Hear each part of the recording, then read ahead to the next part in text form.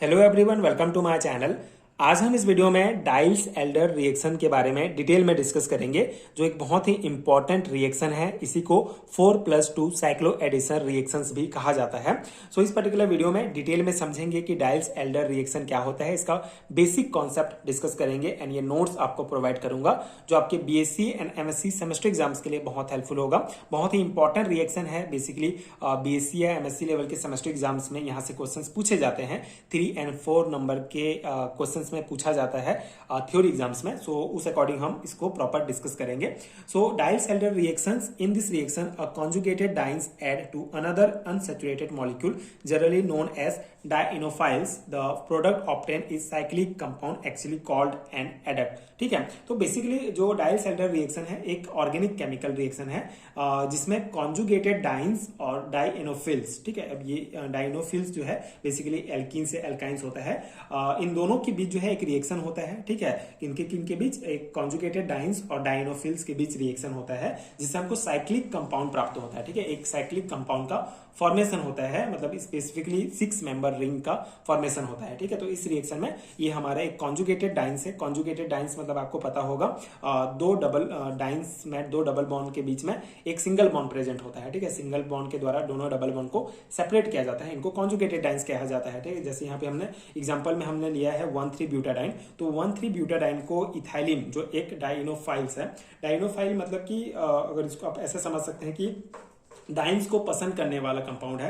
ठीक है, एक ऐसा कंपाउंड है जो डाइन्स के साथ रिएक्ट करता है, उनको डाइनोफिल्स कहा जाता है। जैसे एग्जांपल में हमने यहाँ पे 1,3-ब्यूटाडाइन कॉन्जुगेटेड डाइन्स और इथाइलिन जो है एज अ डाइनोफिल्स हमने लिया है। अब दोनों जब हम रिएक्ट कराते हैं तो हमको ये साइक्लोहेक्सेन प्राप्त होता है। साइक्लोहेक्सेन मतलब सिंपल सा यहाँ पे है, ये ऐसा रिएक्शन है जिसमें हमको एक रिंग सिस्टम प्राप्त होता है किसी भी कंपाउंड के एलिमिनेशन के बिना। ठीक है, यहाँ से कोई भी कंपाउंड जो है एलिमिनेट नहीं होता है, सिंपल सा हमको एक रिंग कंपाउंड प्राप्त होता है, स्पेशली 6 मेंबर रिंग। जैसे यहाँ पे आप देख सकते हैं, ये बेसिकली कार्बन कार्बन बॉन्ड, यहाँ पे डबल बॉन्ड टूटेगा और एक सिंगल बॉन्ड इस प्रकार से यहाँ पे फॉर्मेशन होगा और ये हमको साइक्लोहेक्सेन प्राप्त होगा। ठीक है, यहाँ पे इसको एडक्ट कहा जाता है। तो ये बेसिक कॉन्सेप्ट है डाइल्स एल्डर रिएक्शंस का। कुछ और इंपॉर्टेंट पॉइंट्स हैं, जैसे इसको 4+2 साइक्लो एडिशन क्यों कहा जाता है। So thus this reaction is such an addition reaction in which the ring system are obtained without elimination of any compound. Diels-Alder reaction is the most important cycloaddition reaction.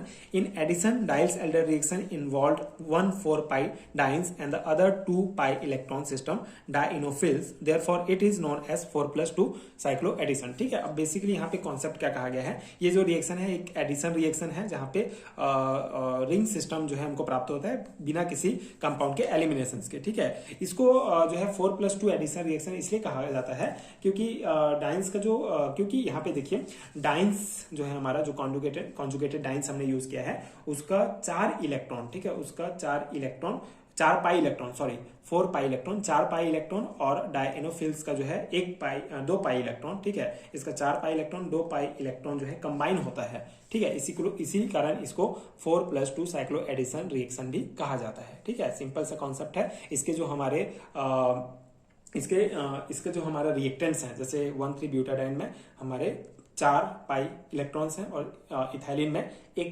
2 pi electron है, तो ये जो है combine हो जाते हैं, इसीलिए इसको 4+2 साइक्लो एडिशन रिएक्शंस कहा जाता है। In Diels Alder reaction reactants are generally heated alone or in an inert solvent like benzene and toluene. ठीक है, तो डाइल्स एल्डर रिएक्शन जो रिएक्टेंट्स हम यूज कर रहे हैं 1,3-ब्यूटाडाइन एंड इथाइलिन, ये सभी जो है सेपरेटली जो है इसको हीट किया जाता है। ठीक है, ये हो गया। Temperature required depends on the structure of reactant. ठीक है, यहाँ पे कितना टेम्परेचर रिक्वायर्ड है ये बेसिकली रिएक्टेंट के स्ट्रक्चर पर डिपेंड करता है। यूजुअली इस प्रकार, जैसे ये हमारा कॉन्जुगेटेड डाइन्स है और ये डाइनोफिल्स है। ठीक है, तो डाइनोफिल्स में डबल बॉन्ड वाले भी हो सकते हैं, जैसे कार्बन कार्बन डबल बॉन्ड भी हो सकता है, इसमें कार्बन कार्बन ट्रिपल बॉन्ड भी हो सकता है। तो डबल बॉन्ड होगा तो हमको इस प्रकार का एडक्ट प्राप्त होगा। अगर हमको ये ट्रिपल बॉन्ड वाला डाइनोफिल्स हम यूज करते हैं कॉन्जुगेटेड डाइन्स के साथ, तो हमको इस प्रकार का हमारा स्ट्रक्चर प्राप्त होगा, ठीक है। ये इस प्रकार का एडक्ट प्राप्त होगा, ठीक है, बेसिकली। और इसके लिए अलग अलग टेम्परेचर की भी आवश्यकता होती है। Temperature required depends on the structure of reactant, ठीक है। रिएक्टेंट्स का स्ट्रक्चर किस प्रकार है उस हिसाब पर टेम्परेचर, उस आधार पर टेम्परेचर यूज किया जाता है, एंड उस आधार पर हमको फिर जो है हमारा एडक्ट भी प्राप्त होता है, ठीक है। जैसे यहाँ पे एक सिंगल बॉन्ड है, यहाँ पे डबल बॉन्ड आ जाएगा क्योंकि यहाँ पे ट्रिपल बॉन्ड यूज हुआ है, ठीक है, डायनोफिल्स में। तो इस प्रकार से ये हमारा डाइल्स एल्डर रिएक्शंस का पूरा कॉन्सेप्ट है। आई होप आपको समझ में आ गया होगा। बहुत छोटा सा टॉपिक है, सिंपल सा कॉन्सेप्ट है, बट इंपॉर्टेंट है। 2 और 3 मार्क्स में पूछा जाता है, तो आप इसको ध्यान रखेंगे, एंड आप इसको एज इट इज अपने सेमेस्टर एग्जाम्स में लिख सकते हैं। एंड अगर आपको हैंडरिटन नोट्स चाहिए बीएससी एंड एमएससी लेवल के सेमेस्टर एग्जाम्स के लिए, तो नीचे डिस्क्रिप्शन बॉक्स में आपको पीडीएफ स्टोर का लिंक मिलेगा, उसको चेक कर सकते हैं। वहां से आप नोट्स डाउनलोड कर सकते हैं, जो आपके एग्जाम प्रिपरेशन के लिए बहुत हेल्पफुल होगा। एंड अगर ये वीडियो हेल्पफुल है तो आगे की वीडियोज देखने के लिए चैनल के साथ जुड़े रहिए। Thank you so much for watching.